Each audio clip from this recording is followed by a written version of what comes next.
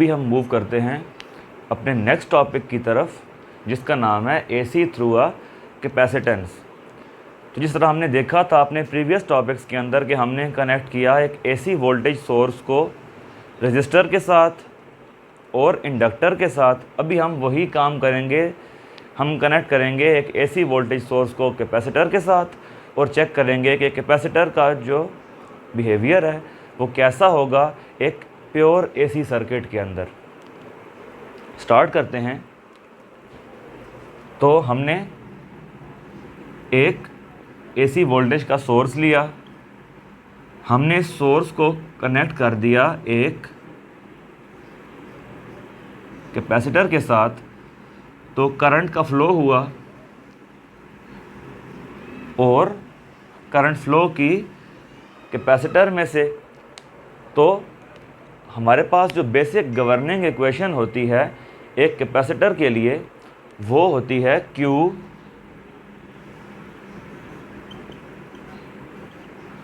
Is equal to CV। अब क्योंकि हम बात कर रहे हैं AC सर्किट की, तो जो वोल्टेज है ये क्या होगी,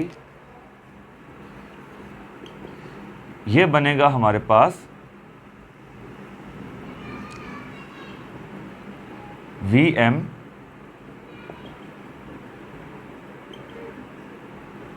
साइन ओमेगा टी। और जो हमारे पास करंट की इक्वेशन होती है एक कैपेसिटर के लिए, वो होती है I is equal to C delta V by delta T। इसका मतलब क्या है कि हम डिफ्रेंशिएट करेंगे वोल्टेज को with respect to time, rate of change of potential with respect to time. अब क्या होगा, हम यहाँ V की वैल्यू पुट करते हैं VM साइन ओमेगा टी। तो करंट ये क्या बनेगा हमारे पास, ये बनेगा C rate of change of voltage with respect to time, तो VM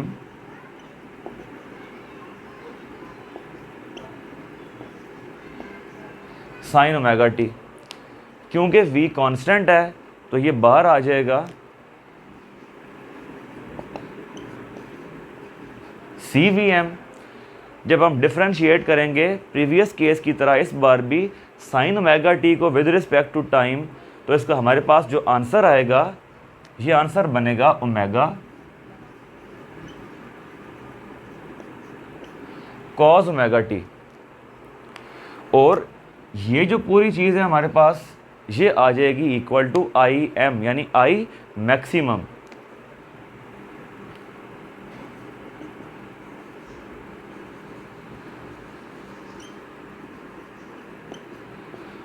अच्छा, अब हमारे पास ये इक्वेशन नंबर 1 है, ये इक्वेशन नंबर 2 है, और यहाँ हम लिखेंगे इक्वेशन वोल्टेज की V is equal to VM sine omega t, और इसे हम कह देते हैं इक्वेशन नंबर 3। अभी अगर हम अपनी इक्वेशन नंबर 1 में देखें तो हमें नज़र आ रहा है ये जो करंट है ये डिपेंडेंट क्वांटिटी है, वोल्टेज इंडिपेंडेंट क्वांटिटी है। लिहाजा इसका मतलब क्या है कि करंट डिपेंड कर रही है वोल्टेज पे। तो हम ग्राफ पे जब इसको रिप्रेजेंट करेंगे तो हमने जिस तरह देखा था प्रीवियस केस में कि जो डिपेंडेंट क्वांटिटी है वो अलॉन्ग वाई एक्सिस आएगी, जो इंडिपेंडेंट क्वांटिटी है वो अलॉन्ग एक्स एक्सिस आएगी। तो इस केस में हमारे पास वोल्टेज इंडिपेंडेंट क्वांटिटी है, तो इसको हम लेंगे along x axis.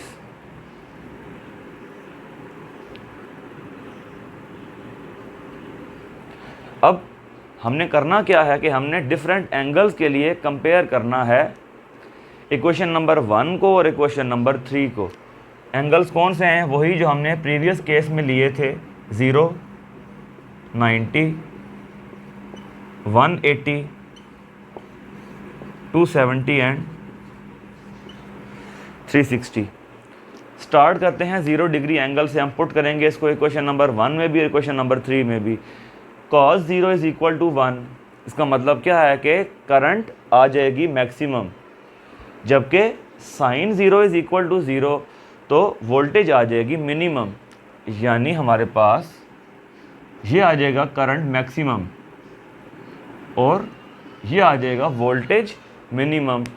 Eight 90 degree angle जब हम पुट करेंगे cos 90 it is equal to 0, तो करंट मूव करके आ गया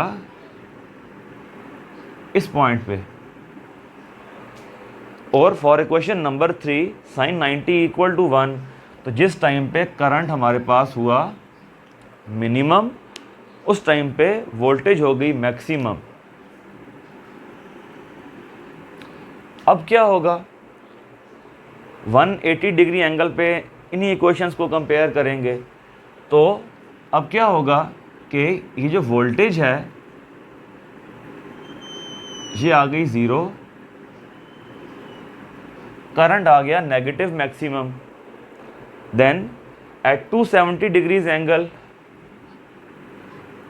ये वैल्यू आ गई इधर 0 पे और वोल्टेज आ गई नेगेटिव मैक्सिमम पे। एट 360 क्या होगा कि ये आ गया मैक्सिमम, ये आ गया मिनिमम। तो इनको हम जिन पॉइंट्स पर भी कंपेयर करेंगे प्रीवियस केस की तरह, इस केस में भी हमारे पास वही रिजल्ट्स आ रहे हैं कि जब करंट मैक्सिमम है तो वोल्टेज 0 है, या मिनिमम है जब वोल्टेज मैक्सिमम तो उस टाइम पे करंट मिनिमम। इस केस में भी क्या आया कि करंट और वोल्टेज का फेज डिफरेंस 90 डिग्री है, लेकिन उस केस में क्या था कि वोल्टेज लीड कर रहा था करंट को बाय 90 डिग्री। इस केस में क्या है कि करंट लीड कर रहा है वोल्टेज से बाय 90 डिग्री की, जिस टाइम पे current maximum voltage 0 by a phase difference of 90 degree. अच्छा, हमने नेक्स्ट स्टेप में क्या करना है कि हमने डिराइव करना है XC या कैपेसिटिव रिएक्टेंस का रिलेशन। तो हम क्या कहते हैं, by Ohm's law V is equal to I R. यहाँ हम क्या करेंगे, VM is equal to IM XC। यहाँ R नहीं बल्कि XC यानी कैपेसिटिव रिएक्टेंस, यानी वो रेजिस्टेंस, आप कह लें सिंपल वर्ड्स में वो रेजिस्टेंस जो कैपेसिटर ऑफर कर रहा होगा एक AC सर्किट में।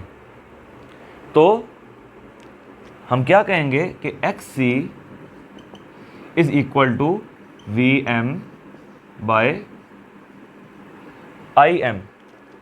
अब हमने क्या कहा था कि ये जो चीज़ हमारे पास आ रही है ये पूरी ये इक्वल आ रही है IM के, यानी IM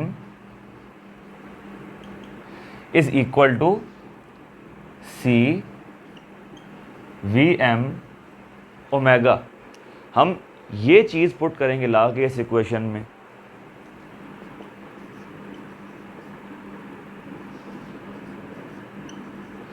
तो ये इससे कैंसिल हो गया एंड XC ये हमारे पास आया 1 बाय ओमेगा C, या in other words 1 by 2 pi FC। Last चीज़ जो रह गई है हमारी इस टॉपिक में वो है पावर। तो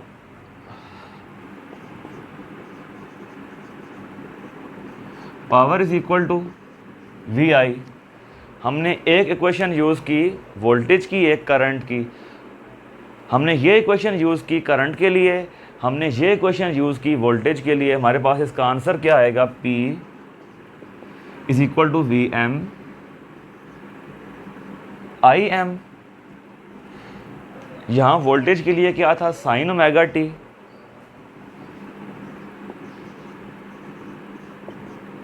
इंटू कॉस ओमेगा t।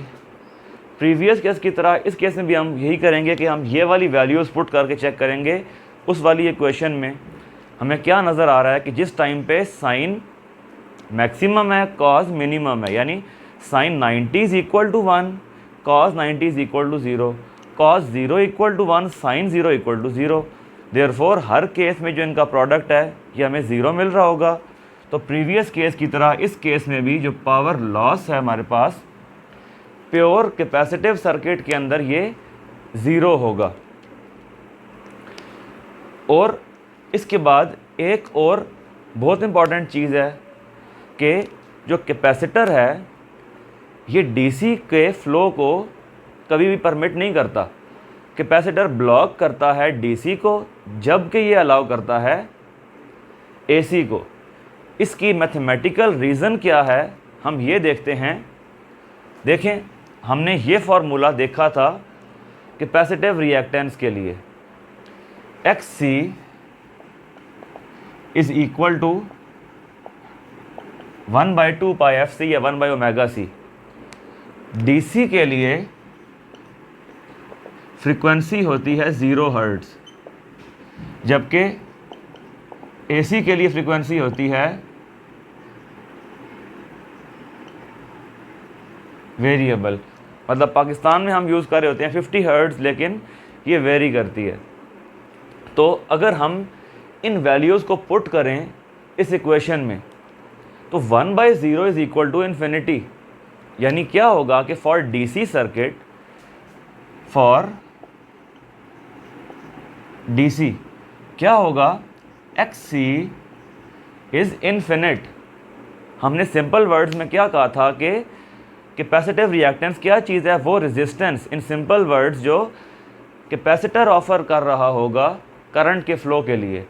तो जब XC इज़ इन्फिनिटी, इतनी हाई ये रिएक्टेंस ऑफर, इतनी हाई रेजिस्टेंस ऑफर कर रहा है, इसका मतलब क्या है कि करंट फ्लो नहीं कर सकती। लेकिन AC के लिए क्या है, XC इज़ फिनिट वैल्यू। इसका मतलब क्या है कि AC फ्लो कर सकती है कैपेसिटर में से, लिहाजा capacitor blocks DC but allows AC to pass.